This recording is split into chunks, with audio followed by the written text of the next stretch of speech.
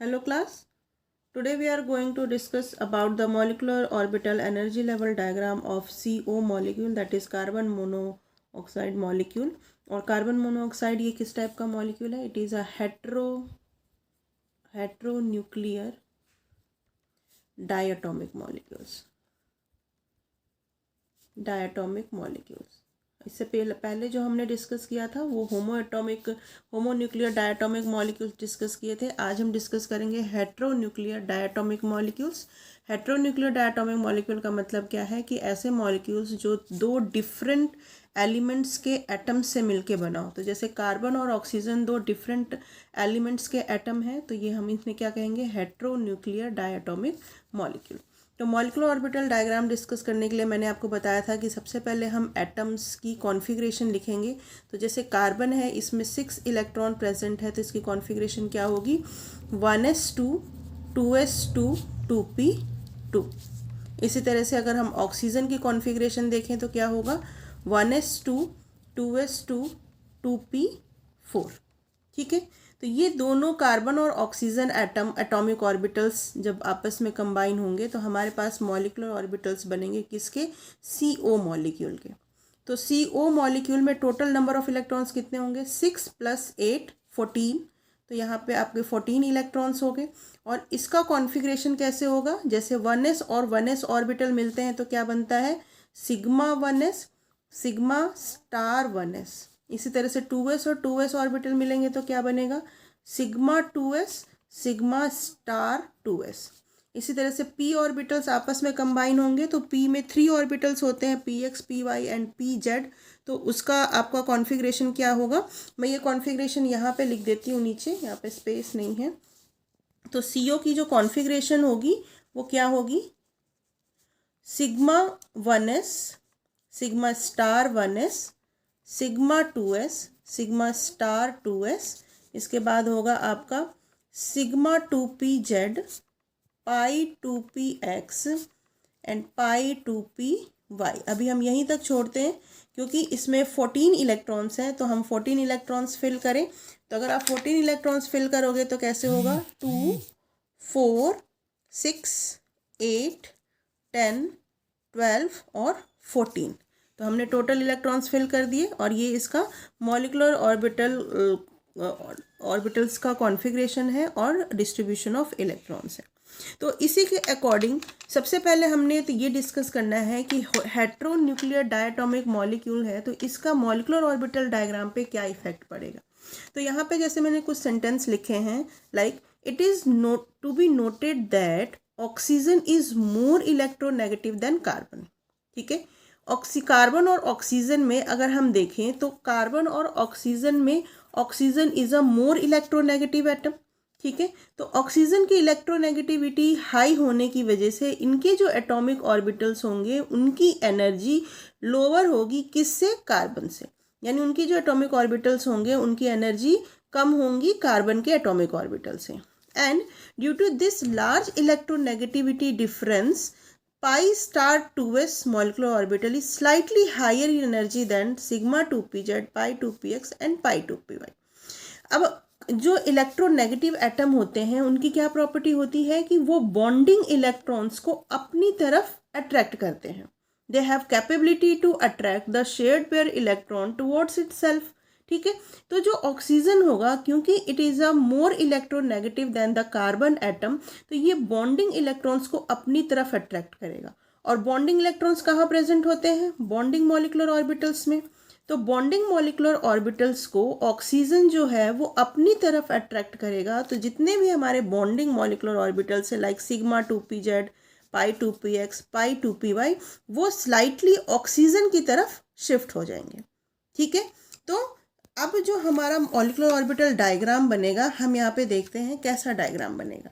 जैसे इस तरफ मैंने लिया एटॉमिक ऑर्बिटल ऑफ कार्बन, और क्योंकि मैंने आपको बताया कि oxygen is a more electronegative तो उनकी एनर्जी कम होगी, तो कार्बन से ऑक्सीजन की एटॉमिक ऑर्बिटल की एनर्जी कम होगी। तो यहाँ पे आप लिख दो it is a more electronegative और ये आपका लेस इलेक्ट्रोनेगेटिव है। ठीक है, तो ये हो गया आपका 1s और ये ऑक्सीजन का 1s हो गया। ठीक है, तो ये 1s और ये 1s यानी कार्बन का 1s ऑर्बिटल और ऑक्सीजन का 1s ऑर्बिटल जब आपस में कंबाइन होंगे तो दो मॉलिक्यूलर ऑर्बिटल बनेंगे। एक बनेगा आपका बॉन्डिंग मॉलिक्यूलर ऑर्बिटल जिसे हम सिग्मा 1s से रिप्रेजेंट करते हैं, दूसरा बनेगा एंटी बॉन्डिंग मॉलिक्यूलर ऑर्बिटल जिसको हम सिग्मा स्टार से रिप्रेजेंट करते हैं। अब आप यहाँ पे एक चीज़ नोटिस करो कि जो एनर्जी डिफरेंस है, अगर मैं इसको इस तरह से लिखूँ तो आप देखो कि कार्बन की जो पोजीशन है वो ऑक्सीजन के एटॉमिक ऑर्बिटल से ऊपर है। इसका रीज़न यही है कि ऑक्सीजन ज़्यादा इलेक्ट्रोनेगेटिव होने की वजह से इनके एटॉमिक ऑर्बिटल्स की एनर्जी कार्बन से कम होगी, तो ये नीचे की तरफ बनेंगे और कार्बन के एटॉमिक ऑर्बिटल्स ऊपर की तरफ बनेंगे। ठीक है, और इनसे जो मॉलिक्यूलर ऑर्बिटल बनेंगे, bonding molecular orbital slightly oxygen की तरफ शिफ्ट होगा और एंटी बॉन्डिंग कार्बन की तरफ शिफ्ट होगा। ठीक है, ड्यू टू हाई इलेक्ट्रोनेगेटिविटी। इसी तरह से अब यहाँ पे बनेगा आपका 2s ऑर्बिटल, ये भी 2s ऑर्बिटल है। 2s और 2s आपस में कंबाइन होंगे तो बनेगा आपका सिग्मा 2s और सिग्मा एक बना यहाँ पे आपका सिग्मा स्टार 2s। ठीक है, नाउ फिर 2p ऑर्बिटल्स, 2px, py और 2pz। इसी तरह से यहाँ पे भी इनके 2px, 2py एंड 2pz। ठीक है, 2px 2py जब आपस में कंबाइन होंगे तो क्या बनेगा sigma 2pz and pi 2px pi 2py। ठीक है, और यहाँ पे इसी के अपोजिट हमने कल पढ़ा हुआ था pi star 2px pi star 2py और ये बन गया आपका सिग्मा स्टार 2pz। ठीक है, अब आपको यहाँ पे थोड़ा सा ये नज़र आ रहा है कि ऑर्बिटल्स एक दूसरे को ओवरलैप कर रहे हैं। तो मैंने आपको क्या बताया कि ऑक्सीजन जो है वो ज़्यादा इलेक्ट्रोनेगेटिव होते हैं। मोर इलेक्ट्रोनेगेटिव होने की वजह से ये क्या करेंगे, कार्बन और ऑक्सीजन में जो बॉन्डिंग इलेक्ट्रॉन्स हैं उनको अपनी तरफ अट्रैक्ट करेंगे। तो जितने भी बॉन्डिंग मॉलिक्यूलर ऑर्बिटल्स हैं लाइक आपका सिग्मा 2pz, पाई 2px, पाई 2py, वो स्लाइटली ऑक्सीजन की तरफ शिफ्ट हो गए और एंटी बॉन्डिंग ऑर्बिटल जैसे सिग्मा स्टार 2s है ये ऊपर की तरफ शिफ्ट हो गया। तो शिफ्टिंग की वजह से ये ऑर्बिटल्स एक दूसरे को ओवरलैप कर गए। तो जो हेटेरोन्यूक्लियर डायटोमिक मॉलिक्यूल्स का ऑर्बिटल डायग्राम बनता है वो स्लाइटली डिफरेंट होता है due to different electronegativity. Electronegativity difference होने की वजह से इनमें जो एंटी बॉन्डिंग ऑर्बिटल्स होंगे वो ऊपर की तरफ शिफ्ट हो जाएंगे और बॉन्डिंग ऑर्बिटल्स नीचे की तरफ शिफ्ट होंगे। ठीक है, तो अब हम यहाँ पे इलेक्ट्रॉन्स की फिलिंग करते हैं। इलेक्ट्रॉन्स की फिलिंग जैसे अभी हमने देखा कि कार्बन का एटॉमिक कॉन्फ़िगरेशन क्या था 1s2 2s2 2p2। तो यहाँ पे भर दो आप 1s2 2s2 2p2। ठीक है, ऐसे ही ऑक्सीजन का 1s2 2s2 2p4, तो 3 यहाँ पे और 4 इलेक्ट्रॉन फोर्थ यहाँ पे। ठीक है, अब यहाँ पे देखिए 2 इलेक्ट्रॉन इस ऑर्बिटल में है और 2 इलेक्ट्रॉन यहाँ पे हैं, ये दोनों आपस में कंबाइन होंगे तो 4 इलेक्ट्रॉन्स डिस्ट्रीब्यूटेड होंगे, 2 यहाँ पे और 2 एंटी बॉन्डिंग में। इसी तरह से यहाँ भी 2 हैं और यहाँ भी 2 हैं, तो इनके 2 इलेक्ट्रॉन सिग्मा 2s और सिग्मा स्टार 2s में चले गए। यहाँ पे 2 और यहाँ पे टोटल कितने 4, तो 2 + 4 कितने हो गए 6। तो 6 के 6 इलेक्ट्रॉन कहाँ पे आ गए आपके बॉन्डिंग मॉलिक्यूलर ऑर्बिटल में और एंटी बॉन्डिंग आपका एम्प्टी रह गया। ठीक है, तो अब यहाँ पे जो हमने देखा कि due to high electronegativity difference, ये जो हाई इलेक्ट्रोनेगेटिविटी डिफरेंस की वजह से सिग्मा स्टार 2s की जो पोजीशन है slightly higher in energy than the sigma 2pz, pi 2px and pi 2py हो जाती है। तो जो ट्रू कॉन्फ़िगरेशन होगा, ट्रू कॉन्फ़िगरेशन कौन सा होगा, यहाँ पे ट्रू कॉन्फ़िगरेशन है हमारा